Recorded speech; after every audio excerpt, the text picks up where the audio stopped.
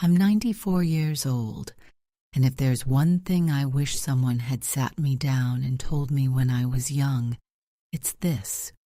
Marriage doesn't fall apart in one moment.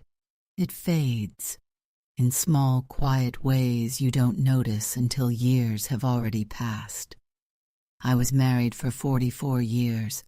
His name was George. He was a good man, not perfect but steady. Worked with his hands, came home tired, never raised his voice without reason. The kind of man you think you'll always have time with. That's the mistake right there. Thinking you have time. We didn't argue much in the beginning. Life was simple. We didn't have much money, but we had routines. Supper at the same time, walks in the evening, sitting side by side, not always talking, but together. I thought that was enough, and for a while, it was. But here's the first mistake I made. I stopped noticing him. Now that's a hard thing to admit at 94, but it's the truth. When you live with someone long enough, they become part of the background, like a chair in the kitchen, always there, reliable, familiar, and familiarity can make you careless. He'd come home from work, and I'd keep doing what I was doing, cooking, cleaning, thinking about the next day. I'd hear him, but I wouldn't really see him, and I told myself, we're fine. No fighting, no drama, no problems. But here's what I understand now. The absence of conflict is not the presence of connection. We were living side by side, but not always together. There were moments, small ones, when he tried. He'd start telling me something about his day, a story about someone at work, something that mattered to him, and I'd half listen, nod, say, keep my hands moving. I didn't think it was a big deal, but over time, those moments stopped coming. He talked less, and I didn't notice that either. That's how distance begins, not with a fight, with silence. And the dangerous part is, you don't feel it happening. It's quiet, comfortable even. You sit in the same room, eat the same meals, sleep in the same bed, and you tell yourself everything is fine because nothing is wrong. But something is missing, and you don't realize it until much later. I remember one evening, clear as day even now. We were sitting at the table, no television, just the two of us. And he looked at me, like he was about to say something. Then he didn't, just nodded to himself and went quiet. I didn't ask what it was. I wish I had. You don't get those moments back. At 94, I can tell you this without hesitation. People don't drift apart because they hate each other.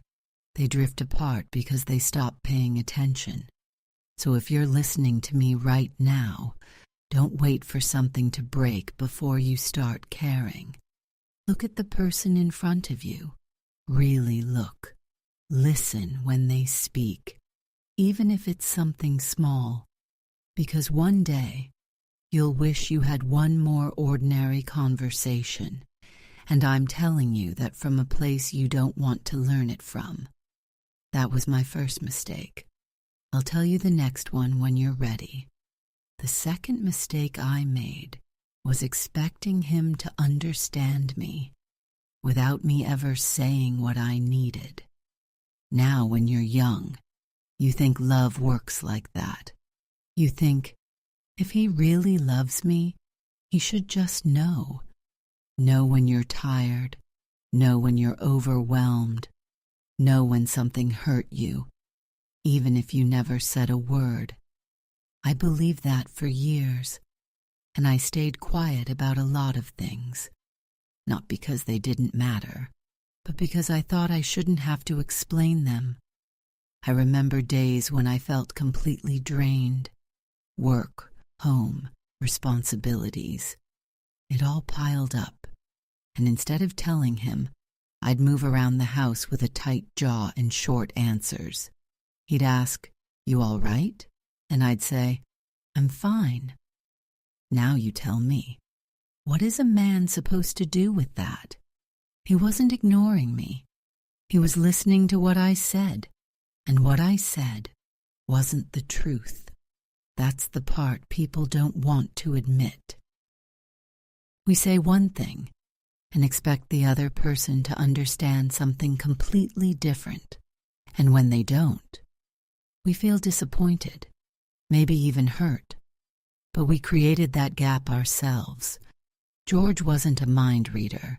He was a simple man in the best way.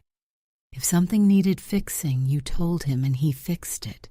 If something mattered, you said it out loud. That's how he understood the world. But I didn't meet him there. I expected him to meet me in silence. And over time, that silence built walls, not loud walls, not angry ones, quiet ones, the kind you don't notice until you're standing on opposite sides. There were things I carried for years, small frustrations, little disappointments, moments where I felt unseen. None of them were big enough to start a fight, but together they became distance. And here's what I understand now. Unspoken expectations are one of the fastest ways to damage a marriage. Not because the other person doesn't care, but because they don't even know there's something to care about. I remember one night, I must have been in my late 40s. Everything finally spilled over. I told him I felt alone, that he didn't notice me, that he didn't understand what I needed. And I'll never forget the look on his face. Not anger, confusion. He said, "Why didn't you tell me?" And I didn't have a good answer, because the truth was, I thought I already had, in hints, in tone, in silence. But none of that is clear. At 94, I'll tell you this as plainly as I can. If you don't say it, it doesn't exist in the relationship, not in a way the other person can act on. Love is not guessing. Love is communication, clear, direct, sometimes uncomfortable, but necessary. So if you're sitting there expecting someone to understand what you've never said, stop. Say it. Not with anger, not with blame, just honestly. Because the person beside you can only meet you where you are willing to be seen. That was my second mistake. I'll tell you the third one next. And this one took me years to even recognize. The third mistake I made was keeping score. Now I didn't call it that at the time. I told myself I was just noticing things, paying attention, being fair. But looking back at it now, I was counting. Who did more? Who tried more? Who gave more? And that's a dangerous habit in a marriage. Because once you start measuring love like a transaction, it stops feeling like love. I remember small things. I cooked every day, kept the house in order, took care of things that needed doing. And in my mind, I started building this quiet list. I did this. I handled that. I carried this part. And when he didn't match it in the exact same way, I felt it. Not always out loud, but inside. That quiet thought, I'm doing more than him. Now here's the truth I didn't understand back then. We weren't doing the same things, but we were carrying the same life. He worked long hours, came home exhausted, fixed what broke, made sure we had what we needed.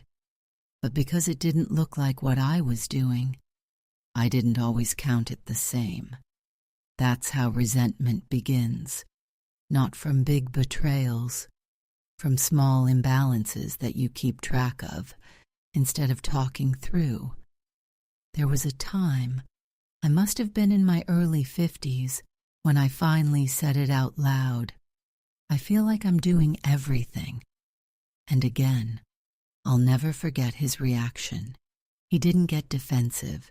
He just looked at me, tired, and said, "Everything?" And in that moment, I realized something uncomfortable. I had reduced everything he did because it didn't look like my effort. That's what keeping score does. It narrows your view. You stop seeing your partner as a whole person and start seeing them as a list of what they are or aren't doing for you.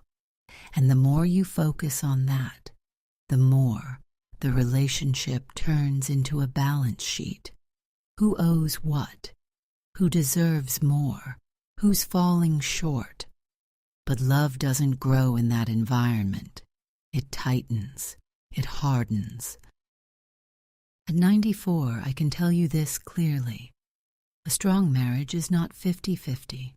Some days it's 70-30. Some days it's 20-80. And it changes, depending on life, health, stress, and everything in between.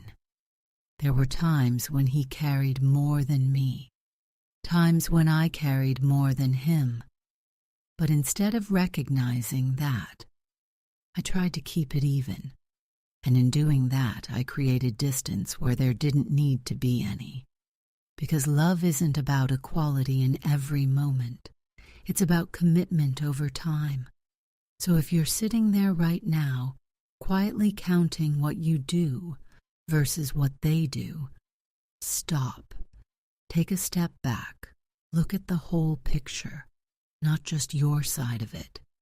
Because the moment you turn love into a competition, both people lose. That was my third mistake. I'll tell you the fourth one next. And this one almost cost me the best parts of my marriage without me even realizing it. The fourth mistake I made was letting routine replace connection. Now routine feels safe. You wake up at the same time, eat the same meals, go through the same motions day after day. And there's comfort in that, especially when life is busy and you're just trying to keep everything together. George and I had our routines. He'd come home, wash up, sit at the table. I'd bring the food. We'd eat. Sometimes talk, sometimes not. Then dishes, a bit of television, bed. Nothing wrong with it. In fact, from the outside, it looked like a good, stable life. But here's what I didn't understand back then. Routine can slowly replace attention. You stop choosing each other because you assume the routine is enough. You're in the same house, sitting in the same room, sharing the same life. But you're not always connecting. There were nights we sat side by side and said almost nothing. And I told myself, that's just how long marriages are. Quiet, predictable. But quiet doesn't always mean peaceful. Sometimes it means something has gone unattended for too long. I remember one evening, it must have been late. The house was still. George turned off the television and just sat there for a moment. Then he said, "You ever feel like we don't really talk anymore?" It caught me off guard, because in my mind, we talked all the time. We discussed groceries, bills, plans, what needed fixing. But that's not what he meant. He meant us, how we felt, what we thought, what was going on inside. And the truth is, we had slowly stopped sharing those things, not because we didn't care, because we got used to not doing it. That's what routine does. It replaces curiosity with assumption. You think you already know the person beside you, so you stop asking questions. Stop checking in. Stop discovering who they're becoming as the years go on. But people don't stay the same. Not over 10 years. Not over 40. And if you're not paying attention, you can wake up next to someone you love and realize you don't fully know them anymore. That's a lonely feeling, even in a full house. At 94, I can tell you this: routine will keep a marriage running, but it will not keep it alive. Life needs interruption. It needs moments where you put everything else aside and choose each other again, a real conversation, a walk without distraction, sitting down and asking, "How are you really?" Not out of habit, out of care. We eventually found our way back to that, in small ways. Evening walks again, talking about things that weren't practical, just us. And I remember thinking, why did we ever stop doing this? The answer was simple: because we thought we didn't need to try anymore. That's the trap. So if your relationship feels quiet, predictable, almost too smooth, don't assume that means everything is fine. Ask yourself, when was the last time we truly connected? Not functioned. Connected. Because love doesn't disappear all at once. It fades when you stop feeding it. That was my 4th mistake. I'll tell you the 5th one next. And this one is harder to admit than all the others. The 5th mistake I made was waiting too long to say what mattered. Now this one stays with me, because there are things I meant to say that I never did. And at 94, you learned something very clearly. Unspoken words don't disappear. They stay with you. I told you George was a good man. What I didn't tell you is that I didn't always say that to him. I thought it. I felt it. But I didn't always say it out loud, not in a real direct way. I'd thank him for small things, meals, repairs, everyday moments. But the deeper things, the ones that actually matter, those I kept to myself more often than I should have. I don't know why. Maybe I thought he already knew. Maybe I thought there would always be more time. That word again. Later. I remember one morning so clearly it almost feels like yesterday. He had made coffee, just like he always did, set my cup on the counter, and he looked at me, just for a second longer than usual, like he was waiting. I smiled, said thank you, went on with my day. That moment passed like any other, ordinary, but looking back, I think he was reaching for something more than routine, and I didn't meet him there. That's the thing about moments like that. You don't know they matter until they're gone. When he passed, the house got very quiet, and in that quiet, all the things I hadn't said got louder. I loved you. I'm proud of you. You mattered more than I showed. Thank you for the life we built. I felt all of it, but I couldn't give it to him anymore. And that's a kind of regret that doesn't go away. It softens with time, but it never leaves completely. Now listen to me carefully. Love that is not expressed is not fully received. You can feel something deeply in your heart, but if you never give it voice, the other person only gets part of it, and part is not the same as whole. I used to think showing up, staying, being there, that was enough. And it matters. It does. But words matter too, more than people realize. They settle things. They reassure. They fill in the spaces that actions sometimes leave unclear. At 94, I say things now, not later, now. If I appreciate someone, I tell them. If I'm proud, I say it. If I love someone, I don't assume they know, because I've lived long enough to understand. There will come a day when you no longer have the chance. So if there's something in your heart right now, don't wait. Don't polish it. Don't perfect it. Just say it. Because one day, silence will be the only option left, and by then, it's too late. That was my 5th mistake. I'll tell you the 6th one next. And this one has to do with something people don't realize they're slowly losing until it's already gone. The 6th mistake I made was slowly losing respect for him and not realizing it in time. Now that's a hard thing to say out loud, because when people think about marriage problems, they think about arguments, betrayal, big dramatic moments. But what I'm talking about is much quieter. It doesn't happen all at once. It happens in tone, in the way you respond, in the way you look at the person, in the little comments you make without thinking.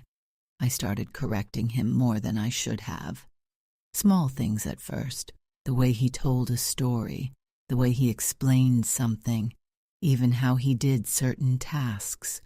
Nothing harsh, nothing cruel, but enough. Enough that, over time, it changed the feeling between us. I told myself I was just being helpful, just keeping things right. But looking back now, I can see what I was really doing. I was slowly placing myself above him instead of beside him, and respect. Once it starts to slip like that, it doesn't take much for distance to follow. I remember one moment so clearly. We were in the kitchen, and he was fixing something. Took longer than I expected, and I said without thinking, "Let me do it. It'll be faster." Now that doesn't sound like much, but I saw it in his face, just for a second. Something closed. He stepped back. "Let me take over." And from that day on, he asked less, tried less in front of me, not because he couldn't, because something in him had been quietly discouraged. That's what people don't understand. Respect isn't built in big speeches. It's built, or lost, in small, repeated moments. And once a person starts to feel like they're being corrected more than appreciated, they withdraw, not always in anger, in silence. And silence is where connection starts to fade. At 94, I can tell you this clearly. Love cannot survive long without respect. Not the kind you say, the kind you show, in how you speak, in how you listen, in whether you treat the other person like an equal or like someone who needs to be managed. I didn't mean to hurt him. That's the truth. But intention doesn't erase impact. And there were times I chipped away at something valuable without even realizing it. We found our balance again later. I learned to step back, to let him be who he was without trying to improve every detail. And you know what I noticed? He opened up again, spoke more, laughed more, took initiative again. Because respect invites a person to show up fully. So if you're listening to me right now, pay attention to how you speak to the person you love, not just what you say, how you say it. Because over time, your tone becomes the atmosphere of the relationship. And no one can breathe in an atmosphere where they feel small. That was my 6th mistake. I'll tell you the 7th one next. And this one is the one I would change first, if I could go back and do it all again. The 7th mistake I made was putting everything else before the marriage and assuming it would hold on its own. Now this one is the most dangerous of all, because it doesn't feel like a mistake. It feels like responsibility. Life gets busy. Work needs to be done. Bills need to be paid. Children need attention. The house, the errands, the obligations, they don't stop. And somewhere in the middle of all that, the marriage becomes the background. Not because you don't care, because you think it's secure. You think, we're fine. We've been together this long. We'll always be here. That's what I thought. George and I built a life, and I got so focused on maintaining that life that I stopped nurturing the relationship inside it. I put energy into everything that needed me, except sometimes the person right beside me. There were years where we were more like partners in a system than two people in love. We worked well together, managed everything, kept things running, but we didn't always protect time for us. And here's the part that took me too long to understand. What you don't protect slowly disappears, not dramatically, quietly. There were evenings we could have sat together, but didn't. Weekends we could have stepped away from everything, but chose to catch up instead. Conversations we could have had, but postponed because something else felt more urgent. And again, that word, later. I remember one period in particular. Life felt full, almost overwhelming, and I kept telling myself, when things calm down, we'll spend more time together. But life doesn't calm down on its own. It just keeps moving. And if you don't make space for your marriage, nothing will make it for you. George never complained loudly. That wasn't his way. But I could feel it. In the distance. In the way we stopped choosing each other first. We were still there. Still together. But not always connected. At 94, I can tell you this without hesitation. A marriage does not survive on history.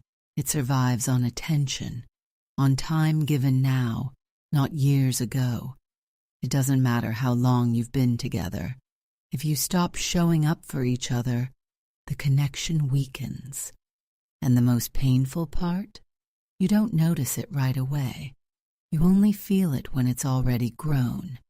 If I could go back, I wouldn't wait for the right time. I would create it. I would sit down more often. I would say, this matters more than everything else on the list today, because in the end, all those tasks get done or forgotten. But the relationship, that's what stays, or what fades. So if your life feels full right now, busy, overwhelming, that's not a reason to push your marriage aside. That's the reason to protect it even more. Make time, even when it feels inconvenient, especially then, because one day the house will be quiet, the responsibilities will be gone, and what's left will be the relationship you either cared for or neglected. That was my 7th mistake. And I've told you everything I wish I had understood earlier.